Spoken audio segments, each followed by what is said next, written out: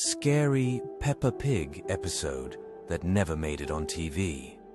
It was a perfectly ordinary morning when Peppa woke up in her bedroom, but something felt different. The sunlight streaming through her window seemed dimmer than usual, casting strange shadows across the walls. Peppa called for George, but there was no answer from his room. She walked down the hallway, her footsteps echoing louder than they should. When Peppa reached the living room, she found George sitting on the purple sofa, but he wasn't moving. His eyes were wide open, staring at the television screen that showed nothing but static. Peppa tried to speak to him, but George didn't respond. His favorite dinosaur toy lay forgotten on the floor, its plastic eyes seeming to follow Peppa. Mummy Pig was in the kitchen, standing perfectly still at the counter. She was smiling, but her smile was too wide, stretching beyond what seemed natural. When Peppa asked what was for breakfast, Mummy Pig turned her head slowly, her neck making a soft clicking sound. Her eyes had changed color, becoming a deep, dark shade. Daddy Pig was reading his newspaper in his chair, but the pages were blank. He turned each empty page with mechanical precision, his glasses reflecting nothing but darkness. When Peppa approached him, she noticed that his breathing had stopped, yet he continued to turn the pages.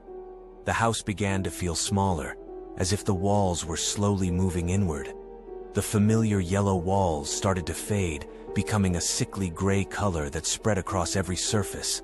The pictures on the walls showed the family, but their faces were blurred and distorted. Peppa ran to the front door, but it wouldn't open. The handle turned, but the door remained sealed shut. Through the window, she could see that the outside world had changed. The green hill where their house sat was now barren and brown, and the sky had turned an unnatural shade of purple. The telephone rang, its shrill sound cutting through the silence. Peppa answered it, hoping to hear a familiar voice, but there was only breathing on the other end. Slow, deliberate breathing that seemed to match her own heartbeat. As the day wore on, Peppa realized that time had stopped moving forward. The clock on the wall showed the same time it had when she first woke up. The sun remained in the exact same position in the sky. Peppa tried to wake her family, shaking them gently, but they remained frozen in their positions.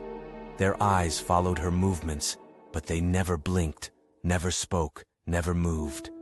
The house filled with an oppressive silence.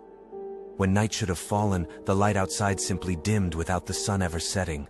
The purple sky darkened to black, but there were no stars, no moon, just an endless void. Peppa pressed her face against the window. The last thing Peppa remembered was her own reflection in the window glass, but it wasn't quite right. Her reflection was smiling that same too wide smile.